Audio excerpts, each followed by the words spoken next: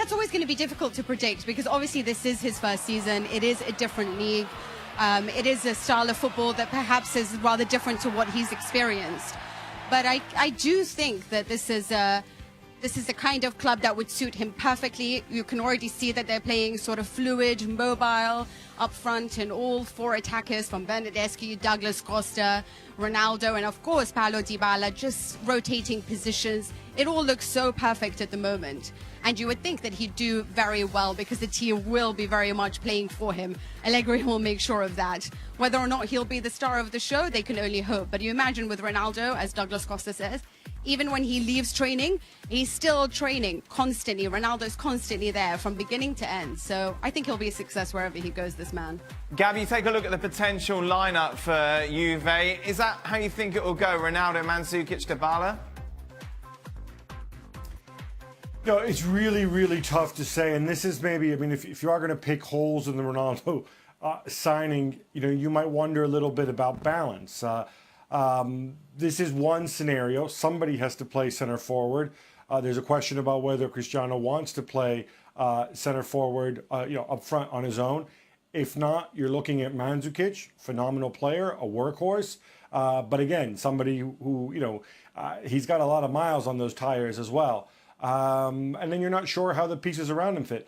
On paper, I think in certain games, it would be fantastic. Just let it fly. Douglas Costa on one side, Dybala on the other, and just setting up Ronaldo in the middle. But I think in bigger games, Allegri is still Allegri. He might opt for somebody like Mandzukic who gives you all the work off the ball to help carry Ronaldo out wide.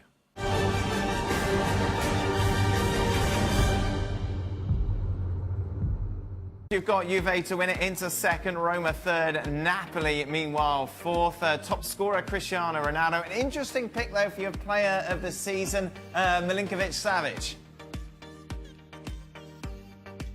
I very much just think this guy is the best midfielder in the world. I mean, I know that sounds like it's a huge statement, but he's been watched by the biggest clubs around the world, from Manchester United to Real Madrid to Juventus. Everyone wants him. We know Lazio never let a player go for free, but there's nothing that this man can't do. Score goals, produce marvelous performances. He's clutch. He's the guy that will win you the games when everyone's down and out. He's a leader on the pitch and off it. So for me, I definitely think he's the guy that will make a difference. Just remains to be seen how much Lazio can do this season. Big statement, Robbo. He's a very good player. We talked about him during the World Cup. He's a player that can play off the front. He's good in the air, brilliant in the air. When goalkeepers kick long, he'll chest it down. He's a decent passer without being an overly creative passer. He'll do the right things at the right time. He's powerful as well. He's a very good attacking midfield player. At one point, he played in a midfield three. Now he plays higher up the field, almost as a second striker, as he did for Serbia. Should we take a look at Gab's picks? Yeah. I'm a bit worried. Do you take a look at Gab's picks? Juventus, Roma, Inter Milan, AC Milan fourth. He's got top scorer to be Icardi, player of the year to be Ronaldo. But we know that Gab and Carlo Ancelotti have a very special relationship. Yeah, what's happened there? Gab? Has there been an argument, a falling out? Did he forget your birthday? Not in the top four. You know what it is? 7 straight years I have picked a team other than Juventus to win the Serie A title. And 7 straight years, what do Juve do? They go out and win it. This year, I'm being counterintuitive. I'm using reverse psychology. I'm picking Juve to win it, and I'm picking Ancelotti to fall out of the top 4, perhaps hoping that things aren't quite going to go that way. Joking aside, my one concern with Napoli, as much as I adore Ancelotti, of course, is that his style of football is quite different. There will be a transition. Ancelotti can play many different ways. He inherited from Guardiola. He can adopt some of those elements, but Sarri is Sarri, and I think it's going to take some time for them to get going. Let's take a look at some other picks, shall we, for the title. Let's start with Stuart Robson. It was a good picture you got there, Robbo. It's definitely a filter used there. Thanks. Juve, Inter, Roma, Napoli. Edin Dzeko, top goal scorer. Player of the Year Douglas Costa. Yeah, I think he's going to create a lot of opportunities out on that right-hand side or left-hand side, wherever he plays, and he's going to get crosses into the box for Ronaldo. Ronaldo will get the better of it. But Edin Dzeko, I thought, is underrated at the moment. He's outstanding. He'll score lots of goals. Shaka looks out of breath in his picture. Juventus, Inter, Napoli, AC Milan, Ronaldo. Makes sense, Shaq. It does. You're going to win the title. I think this Juventus You just said that for ease, This Juventus team are built to service Cristiano Ronaldo. I don't see how he doesn't win both titles, in all honesty. I've got Juve, Roma, Inter, Napoli. 10 years ago. 10 years ago. That was pre-marriage, pre-kids. Ronaldo. There it is. Mina, thank you very much. Enjoy the start of the season in Turin. And just a reminder, Juventus against Chievo live on ESPN Plus tomorrow. Coverage starting at 12 Eastern. And ESPN FC will be with you tomorrow as well to look back at the opening day of Serie A, plus reviewing all the big games in England, including Chelsea-Arsenal.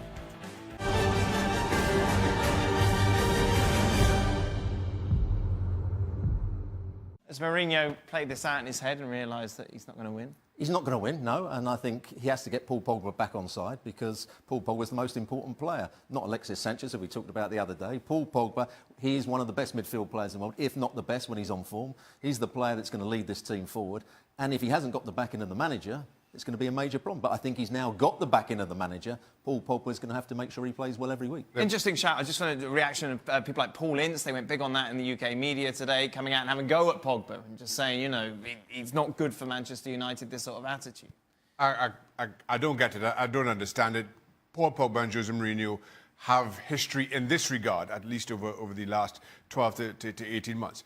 Mourinho had to sit down, as you put it, thought about it and realised he's not going to win once his transfer window closes.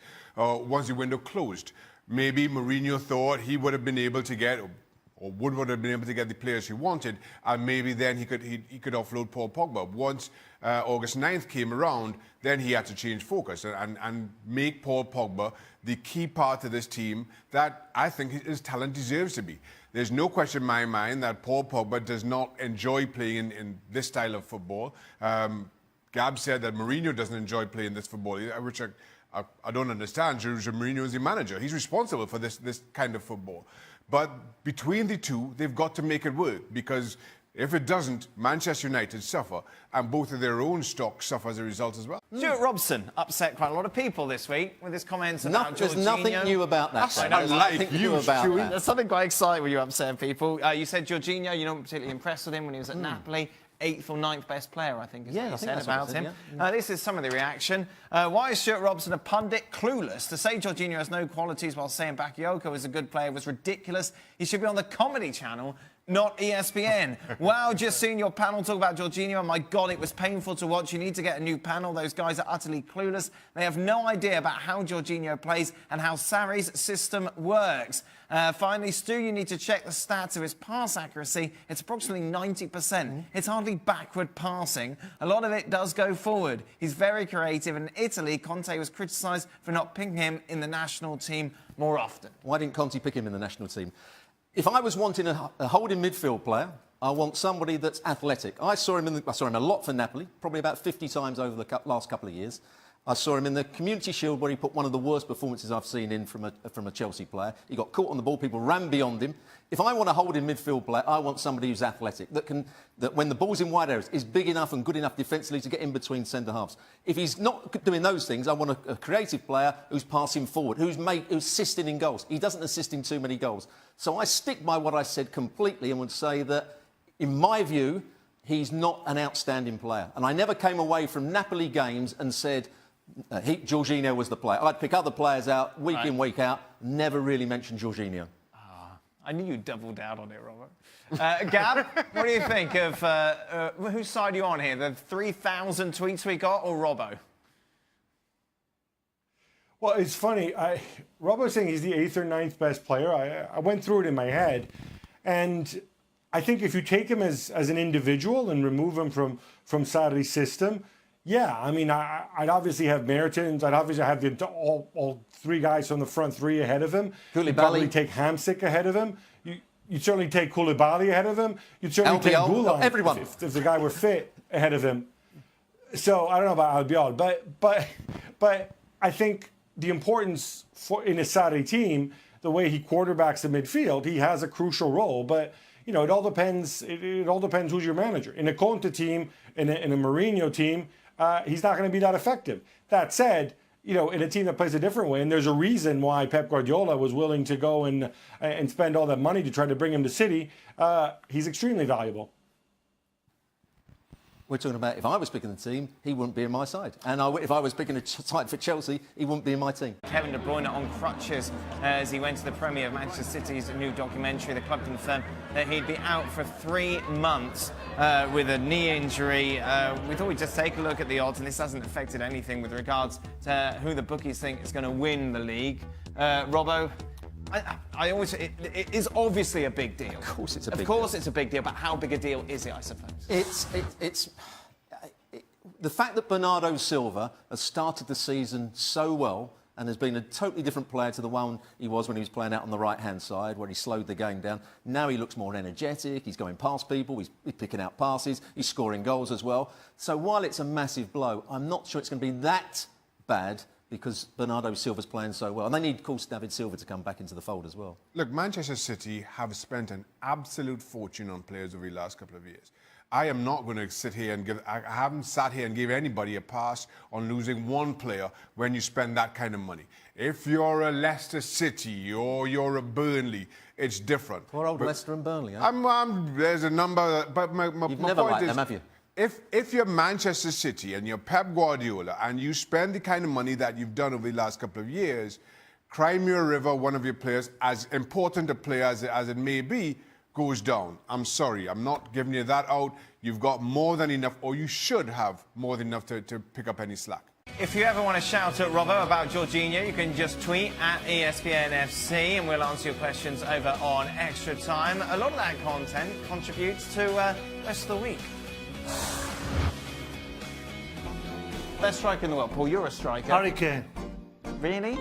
Oh my goodness. All right, Fred Flintstone. Look, whatever name I come up with, you give me a custard pie right in the mush. 5 years ESPN FC has been alive. Great response, as you can imagine, from Twitter. For the love of God, think about replacing the Muppets alongside you. What a sick moment for Rooney. Sick. Oh, sick. Yeah, because I thought it was fantastic. That's quite young rhetoric for you, isn't it? You bloody hypocrite. You sat there 5 minutes ago when we were off here, you went, yeah, he's just doing his job, isn't he? Well, he is doing his job. Now you've got it as the greatest goal this century. Name a Frenchman that's ever played cricket. Me. There you go. Look at this. It's just incompetence, cherry-picking data and plain ignorance, except for Marcotti. There he is. Oh, yeah. Listen, as a man that never complains, I'm getting a bit fed up with people that are complaining all the time. We'll be back, hopefully, for 5 more years. 5 years, Paul, what do you reckon? I hope I'm still around. Are you godfather to anyone? I am, yes. I'm godfather to my best friend's youngest daughter. That surprises me, because you're not. Right. You're not what? You're not. Hold on, you got to finish this. You got to I'm not finish this. I want to hear this. But you're not very friendly. With Clements and Peter Shilton. Where are you looking? Now, where are you looking? I'm looking into the sky Look because at your camera, I'm just watching. Look at the number 1. Go to Paul's camera and the number 1. I didn't even know that was my camera. My name's not Dan Thomas. Listen, he didn't even know it was a camera. No, I did. I thought. Are you a godfather? No. Not surprising there. I'm not into all those things. What do you mean all those Well, things? like Morals, teaching kids the right things. What is their percentage chance of winning it all, Shaq? 16%. So they're 16%. What's the other 2? How much time we got? No, we got plenty. Real Madrid are 23%. Right. Oh, you made it difficult for Barcelona are yourself. 61. Is that add up? He's got, that's up. Take your glasses off. Look at the camera. No! Put the light on. How's it going, everybody? Oh, you got your filthy mitts all over me glasses now. There's a lot of people saying, well, I say there's a lot of people. The security guard at our complex company, he says it is not going to be as easy in Italy as it was in Spain for Cristiano Ronaldo to score goals. Your security guard in Southgate also said that. That is true. No, I'm just. Maybe you could be the godfather to his children. Which camera should we say goodbye to Gab on? Oh, there it is, the red one. Where is he? Oh. That's a camera. What do you all do all weekend? I don't know. It's silly, isn't it? Well, no, I bet you'd be glad to be going back to England, won't you? Oh, he'll miss you. I'm going to miss you two. You I'm gonna will. miss the others, but I'm I going to tell miss you you two. Jorginho fans won't miss you. Oh, I'm looking forward to And going you're back to that. you're not even on Twitter, so we get all the abuse. Exactly. We You get love it. all You love it your when I get abused. I don't want He your abuses abuse. me more than anybody else. Hello, welcome to Extra Time. It has been a roller coaster of emotion for Stuart Robson over the last 90 minutes. We had some technical issues, which meant he may miss his flight. But we've caught up. Oh, we have.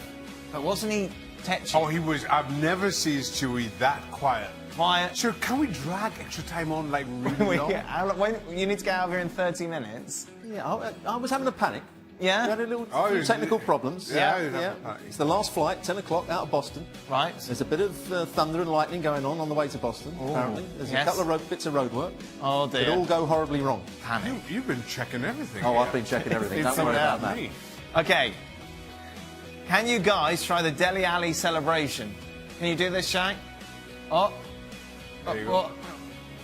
Not quite. You haven't quite got your fingers on the... No, it's impossible to do, isn't it? How'd you do it, Shaq? There you go. Oh, look, Shaq's done it.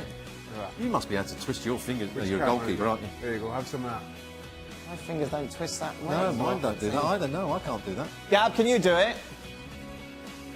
Not picking your ears. Oh, your eye's not in the right place. Eye is looking Have you on the can't side. see through the can't look- monocle. You can't look through the side like that. That'll count. Did I win the Dele Alli challenge? You won, definitely won. Thank you. Time for some agendas. Is there an agenda against Manchester United and Mourinho? Because Mourinho has won 3 trophies but still gets criticised, while Klopp has spent more money than him and hasn't won any trophies. That's a Liverpool supporter, obviously. Right? Obviously, yes. Obviously. There's nothing against Mourinho. I think... Are we back to the 3 trophies thing? Yes. The Community Shield, Europa Yes, League. Europa League. Okay. I thought even Manchester United fans had kind of said no, it's Oh, only no, 2. Shaq. It's only 2. No. No, they're still Yes. hanging on. Okay, Yeah. okay. I just think we suggest that he could get more out of the team that he's got at the moment, and he's not doing that. Why is there an anti-Bayern agenda on ESPN FC? Anti-Bayern? Yeah. When have we ever been anti-Bayern? I don't really... Well, because maybe we don't think they're going to win the Champions League? I don't know. Didn't Rafael Honigstein say that they had 1 or 2 problems? And he's Yeah. the German expert. Oh, Rafa's a big Bayern fan. Yeah, and he said they've got 1 or 2 problems. behind the And scenes. he's biased, Yeah. apparently. Gab, why do you hate Bayern? I don't hate Bayern, and in fact, they absolutely went and they stomped all over Eintracht Frankfurt last week in the German Super Cup.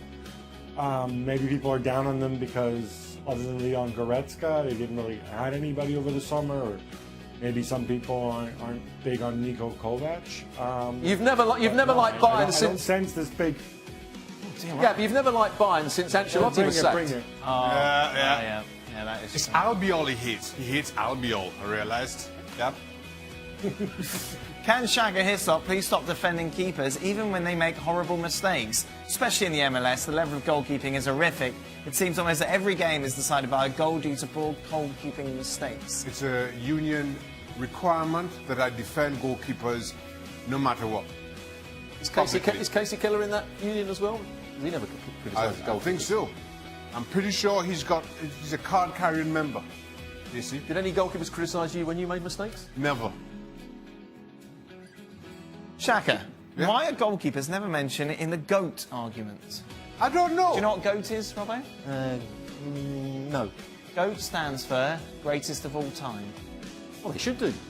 They should be in there somewhere. Well, they're not, though, are they? If I was to have your they're 10 greatest of all time players, none of them will be goalkeepers. Levi Yashin? You wouldn't have him. What about Peter Shilton? Wait, he's definitely not in there. No? Okay.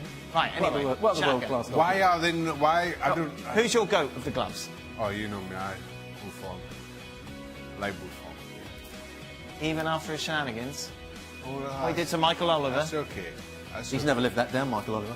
He just can't cope now. We've criticised him cruelly. Everybody makes a mistake. Even Gigi. Apart from this show, what was your most embarrassing moment as a professional? What did you do on the pitch that still makes you cringe to this day? Good question. That's a question earlier. Shaka, is there a moment that... I once let in a goal against Charlton. That was probably, and I've let in a few bad ones, probably my worst. What made it doubly awful is Patrick Berger just scored this volley from 40 yards to equalise against Charlton. This is where you were at Pompey? Yeah. Yeah. I mean, it was incredible. It was a goal of the season contender. And then this shot that was coming no more than 2.5 miles an hour just dribbled under me and we lost. Honestly, I like Patrick a lot. I couldn't look him in the eye for about 6 months. Wow. Yeah. 6 months. 6 months is a long time to carry. Sure. Yeah. What about you? I bet you never I saw Patrick in Tobago a few years ago and he was all right. Well, of course. Finally forgave Well, me. he was in Tobago. Yeah. Yeah. Rob, I bet you never did anything wrong, did you, on the pitch? No, of course not. No, there was an incident which I'm not very proud of when I was running alongside a bloke called Wilson who was playing for Sheffield Wednesday, and I was racing through and he... Danny Wilson? Danny Wilson. He slightly elbowed me sort of the chest area, and I threw myself to the ground and held my face and rolled around. And I was embarrassed then, and I'm even more embarrassed now. Because I'm the person that will say they shouldn't roll around and dive. I did it once, and I regretted it ever I since. thought he was going to say Red Mist punched him in the face. That's what I thought was coming. I thought you'd knocked him out. Because the ball got away from me, so I was embarrassed that I'd lost possession, so I thought I'll win a free kick. And did you win the free kick? Tell you what. So I had to stay down for a long time for the physio to come. All day today, I'm seeing a side of you, Robbo, that I never thought. From your emotional roller coaster to this. I'm disappointed. Would never do that, would he? Jorginho would never. Jorginho would never do Yeah, that. he would. We are hoping and praying, by the way, for a Jorginho hat-trick. Oh, it'd be so good. Fantastic. We'll have to fly Robbo He'll get back. caught on the ball, Arsenal will go away and score 1-0. If Jorginho scores a hat-trick, we have to get Robbo back. Oh, definitely. I won't be coming back. Monday. For ages. Yeah, okay. Right, don't unpack. So, ESPN FC, of course. Is it time yet?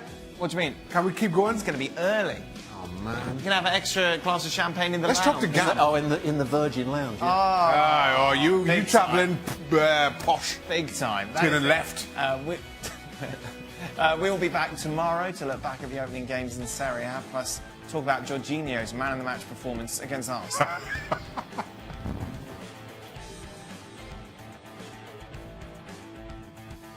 Strange story, this one. Romelu Lukaku has come out and said he might not be playing at the World Cup in 2022. Now, Belgium are probably going to qualify, but he says that the Euros in 2020 might be his last. He might retire because he'll be 27 and that'll be it. What's going on here? What's this all about?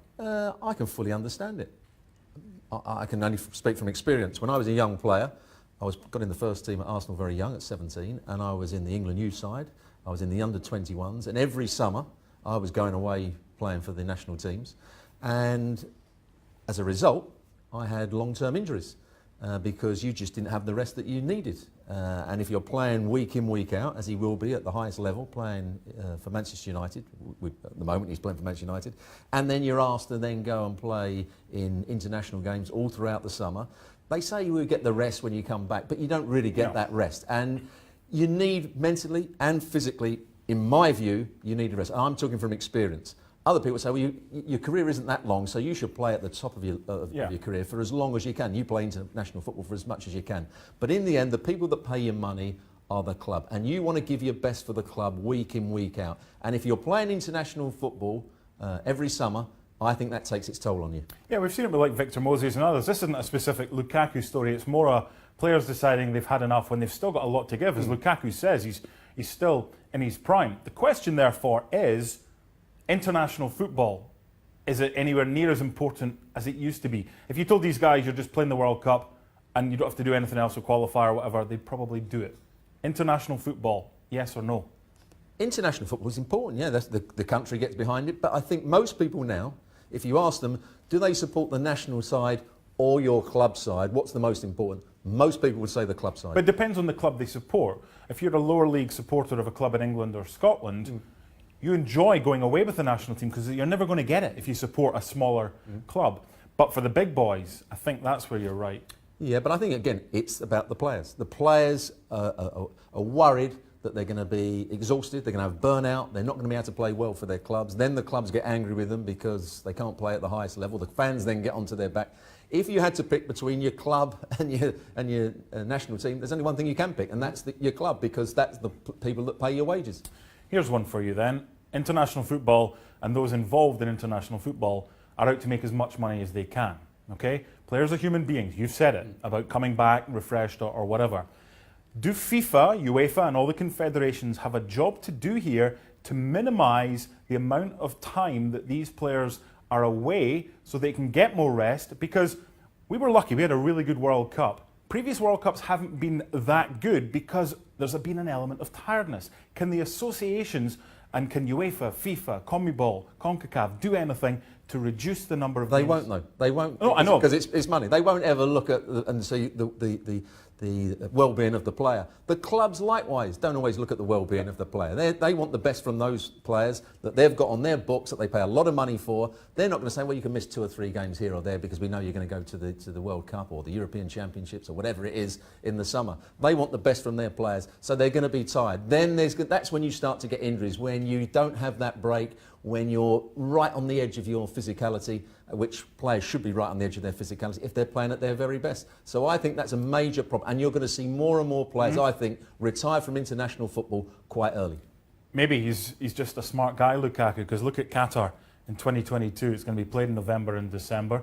Goodness knows what's going to happen there. There'll be all sorts going on. Interesting point of view from Stuart Robson. It's not just Lukaku, it's a lot of other players. Are they playing too much football? ESPNFC.com for more.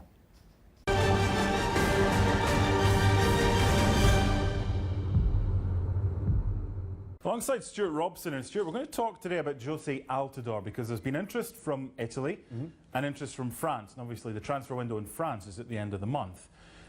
Given what he's done in his career, would a move to either of those nations and leagues help Altidore? Altidore has to help himself. I've seen him play in MLS. And I think he's done a decent job. He's scored goals. He's had a great link-up with Giovinco. I've seen him play for Sunderland, where he didn't have a particularly good time. But Altidore has to help himself out, because even when he's playing in MLS for Toronto, I don't think he works hard enough at his game. I don't think he makes enough runs. I don't think he works hard enough to hold the play up. If he could use his strength and physicality and make runs in behind and continually do it, he would score far more goals. I think at times he can be slightly lazy. That's my view of Altidore. Okay, he's 28 years old, so the next big move is probably going to be his last big move. This is what he's done. He's been a success, then a failure, then a success, then a failure, then a success. At the Red Bulls, at Villarreal, AZ, Sunderland, Toronto. What's his level? I think he could do a decent job in Liga. But again, he's got to play to the best of his ability. He can't just be static up front and rely just on his physicality. He's got to have other parts to his game. I think he's a decent finisher. I think he has got a good understanding of the game. He's got to work hard. If he did that, I think he could be a Liga player. Would you have him up front with someone? Do you think the club that he goes to, if he leaves Toronto, should be someone that ideally plays a 3-5-2 or a 4-4-2? Yeah, because I think he's somebody that can link up. We've seen Giovinco and him link up quite well with each other. I think if he's leading the line by himself, he's not the sort of player that's going to make run after run in behind. He can hold the play up. He's quite good in the air, but I think he's better with another player in and around him, whether that's coming from a wide area to come and link up with him, or whether it's a player playing just in the number 10 role, as Giovinco does with him. And when they play quite short passes, that's when he's at his very best. When balls are coming from longer,